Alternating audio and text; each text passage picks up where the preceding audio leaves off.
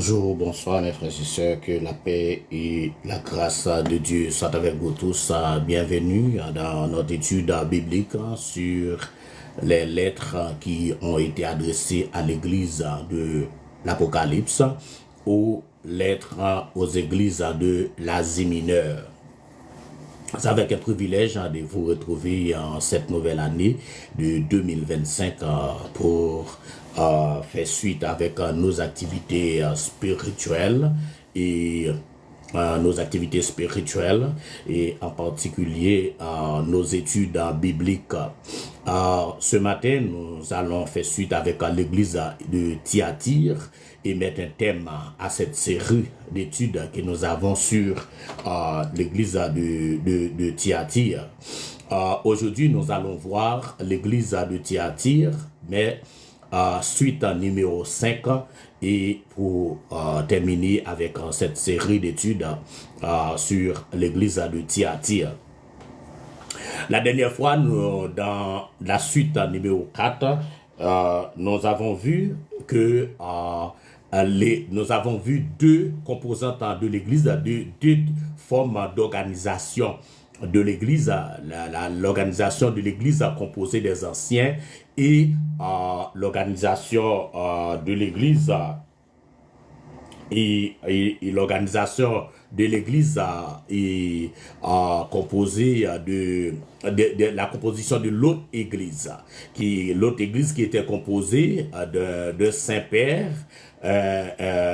de Saint-Père et des clergés et de laïcs, mais nous avons vu que avec tout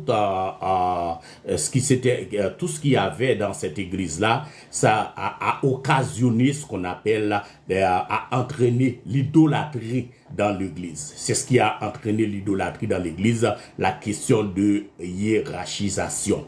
Si vous voulez comprendre dans les études que nous sommes en train de vous présenter sur les lettres aux églises de l'Apocalypse, vous devez quand même aller voir les autres vidéos, surtout les full vidéos. Les vidéos au complet se trouvent sur YouTube, sous le nom de pasteur Francis Pierre.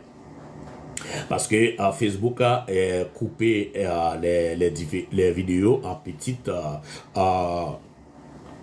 en des vidéos plus courtes, mais si vous voulez avoir la vidéo au complet, il faut aller sur YouTube. Pasteur Francis Pierre, vous pouvez trouver les vidéos au complet. Aujourd'hui, nous allons faire suite avec notre étude sur l'église de Thyatire, suite à numéro 5, et de peur que le peuple ne fût éclairé sur ces choses par l'écriture, elle prétendit avoir seule le droit de l'interpréter et vint finalement à en défendre la lecture aux laïcs. Dans cette église, l'idolâtrie, et non seulement l'idolâtrie était entrée dans cette église, mais aussi on a empêché aux chrétiens de lire la Bible, d'avoir un exemplaire de la Bible. C'est ça qui faisait la différence entre l'organisation de l'église, des autres églises locales avec les anciens et l'organisation de l'église du clergé. C'est que les croyants, les laïcs n'avaient pas le droit d'emmener une Bible avec eux autres, parce que ça, c'est ce qui allait être changé. De nos jours, on peut voir que les membres de l'église catholique peuvent amener une Bible avec eux autres. Il y a un petit changement en ce sens. Mais avant, ils ne pouvaient pas le faire. Ils n'avaient pas le droit d'emmener, les laïcs n'avaient pas le droit d'emmener une Bible avec eux autres. Le plus affreux des mots introduits dans la chrétienté fut l'idolâtrie. L'idolâtrie est rentrée dans l'église avec cette forme d'organisation de l'église. Non pas que l'on établit le culte de Jupiter, de Junon et des autres divinités du paganisme, l'idolâtrie nouvellement furent pire que celle des païens, parce que ce fut sous le nom du christianisme qu'elle s'imposa aux âmes. L'idolâtrie qui était rentrée dans l'église avec l'église du clergé était pire que l'idolâtrie des païens, parce que eux autres, et ils ont basé sur, c'est sous le nom du christianisme. Tout ce qu'ils faisaient dans cette église-là, ils se faisaient sous le nom du christianisme. C'est pourquoi on dit que l'idolâtrie avec l'église du clergé et l'idolâtrie des païens était pire que l'idolâtrie des païens. Et puis, on commença par vénérer la mémoire des apôtres et des saints qui avaient souffert le martyre pour Christ. Le pire de tout cela, il commence à vénérer les saints qui étaient morts martyrs pour Christ. Puis, on en vint à supposer que, comme ils devaient être particulièrement agréables à Dieu, on pouvait s'adresser à eux pour qu'ils intercèdent auprès de Dieu pour ceux qui les invoquaient sur la terre. On avait ainsi, à la place du seul médiateur entre Dieu et les hommes, à savoir Jésus et Christ, à savoir l'homme Jésus, le Christ, une foule de médiateurs.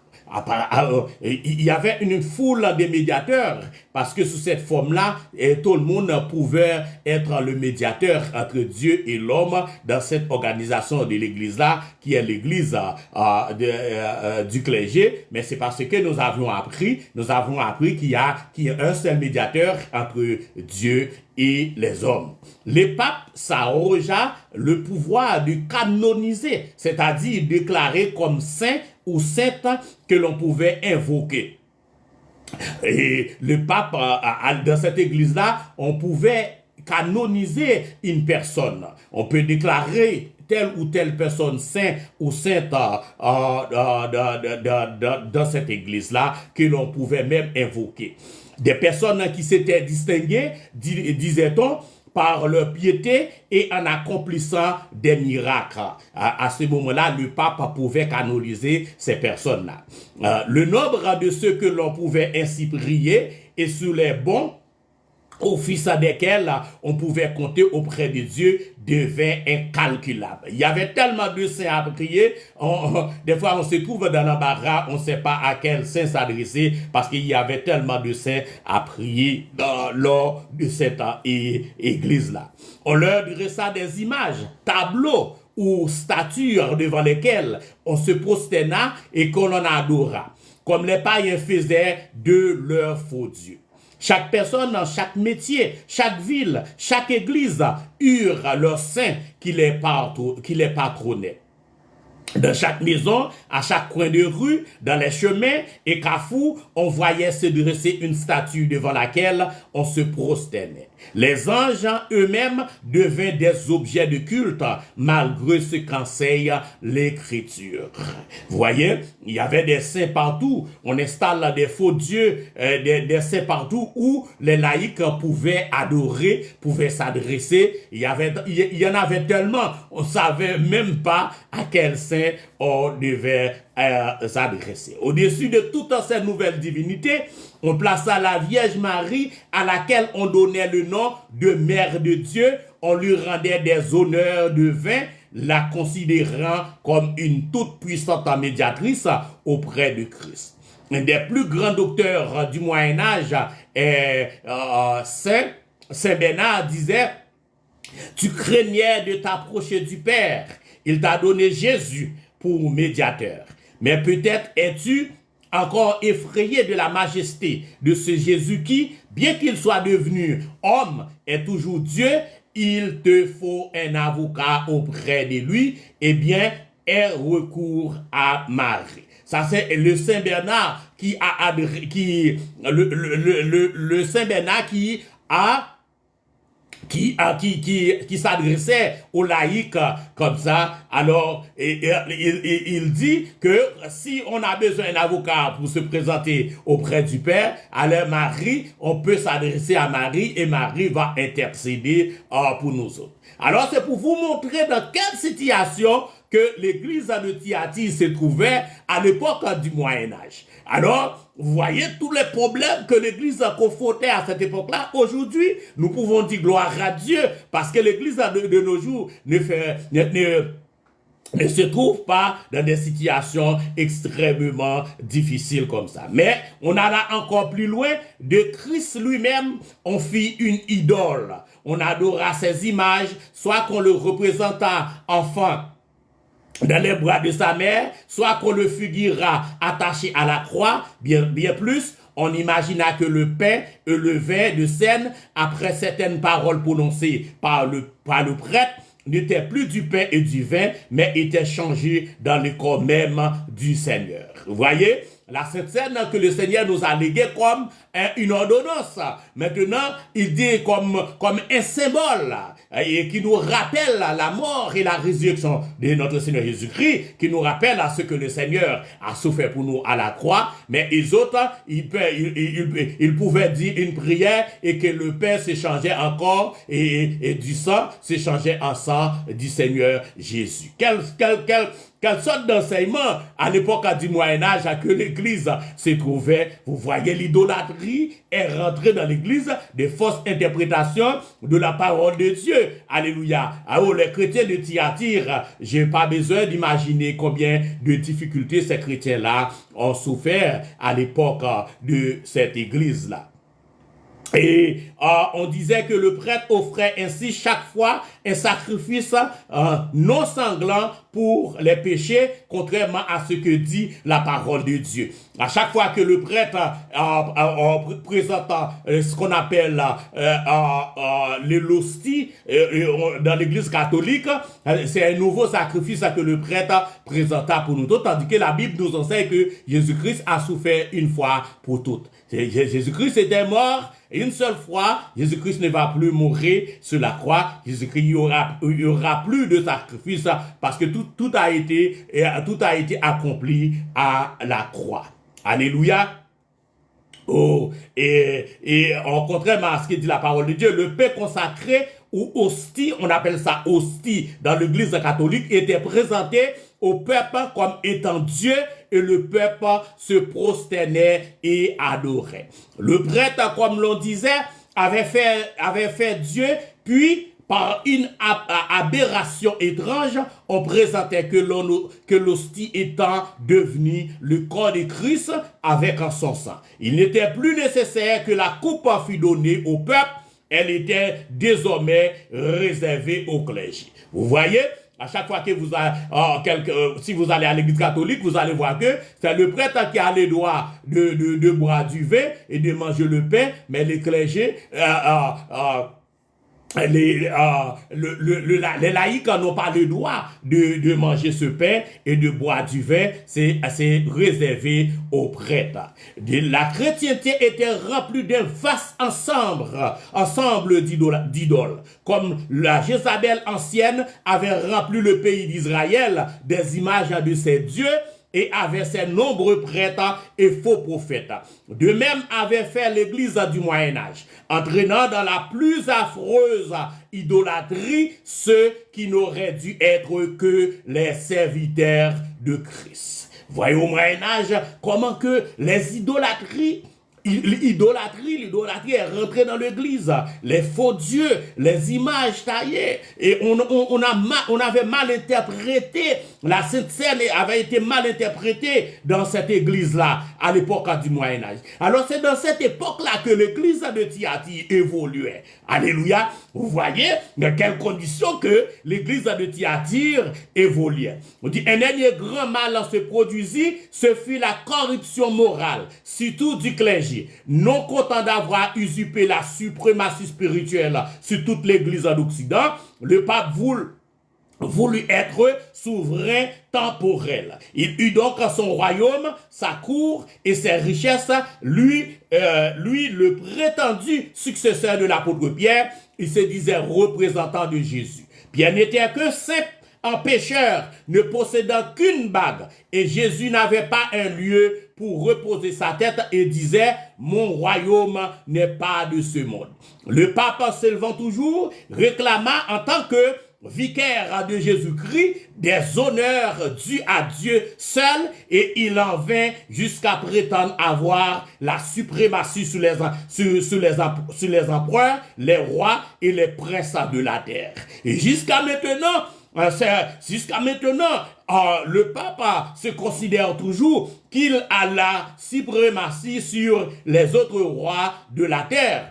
Vous voyez, dans la diplomatie, le corps diplomatie qui coiffe le corps diplomatique dans un pays, vous voyez que c'est le Saint-Siège qui coiffe la diplomatie dans un pays, et jusqu'à maintenant, le pape se considère comme le souverain des princes, des rois et des princes de la terre. À son exemple, les archevêques, les évêques, les abbés des couvents voulu être prince, grand seigneur, avoir des domaines et des richesses. Et pour prendre toutes ces choses, les pauvres laïcs devaient le fournir. On leur vendait à prix d'argent les grâces spirituelles et on faisait un trafic honteux des choses anciennes. Alors, toutes les richesses des princes et des rois de la terre, c'est les laïcs qui devaient fournir ces richesses-là. On prend les richesses des laïcs, on vendait et on a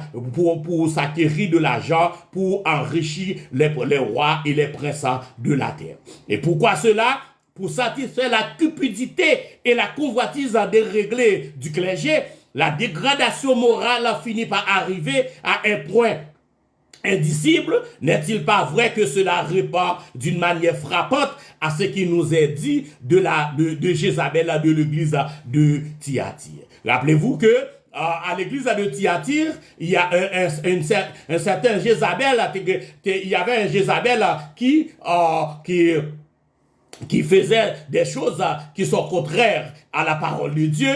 Il pensait, quand Jézabel parlait, rappelez-vous, dans les études précédentes, que les paroles de Jézabel viennent directement de Dieu. C'est pour vous montrer, à quel point que l'idolâtrie, c'était vraiment, avait envahi l'église de Thyatire.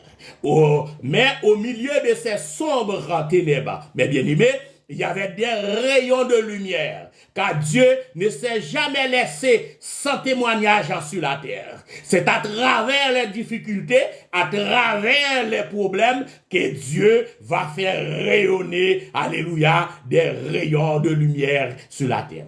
Au sein de celle qui se nommait l'Église, il y avait des âmes fidèles qui gémissaient de toute cette corruption. Il y a des gens qui ne se mêlaient pas de cette corruption-là, qui se préservaient, qui se préservaient de ces corruptions-là, et c'est ce qu'on appelle le résidu. Il y a toujours un reste. Dieu a toujours un reste. Alléluia. Et même lorsque Dieu est en train de juger une nation ou une ville, il y a toujours un reste que Dieu va préserver. Mais en dépit de toute situation, de tout problème qu'a connu l'église de Thyatire, mais la présence de Dieu était là. Alléluia. Oh, j'aime la parole de Dieu. Amen. Alléluia. Il existait aussi ça et là des communautés telles que celles des Vaudois en Piémont et dans le midi de la France qui repoussaient les prétentions du clergé et de Rome et fièrent l'idolâtrie. Vous voyez, on dit, il existait ça et là, et des communautés, telles que celles des Vaudois en Piémont et dans le midi de la France, qui repoussaient les prétentions du clergé et de Rome et fièrent l'idolâtrie. Il avait conservé la parole de Dieu, et s'attachaient à mener une vie pure. Ils étaient des témoins pour Dieu, un résidu que Dieu reconnaissait et approuvait. Oh, j'aime la parole de Dieu. Alléluia. Oh, wow. En dépit de tout ce qui se passait, alléluia, à l'église de Thyatire, l'idolâtrie, alléluia, des faux enseignements, mais Dieu avait un résidu qui reconnaissait et approuvait la parole de Dieu. C'était ce que le Seigneur à Thyatire nommait les autres. Alléluia. Le Seigneur parle toujours des autres, le reste, le résidu. Alléluia. Bien aimé, je vous en conjure, ce matin, je vous exhorte à être toujours des autres, à être toujours du reste, à être toujours parmi le résidu. Et qui n'avaient pas connu les profondeurs, les autres qui n'avaient pas connu les profondeurs de Satan, leur fidélité à Christ les exposa à de grandes souffrances. Ils ont souffert à cause de cela. Partout où l'église romaine pouvait les atteindre, elle les persécuta jusqu'à la mort. Dans les coups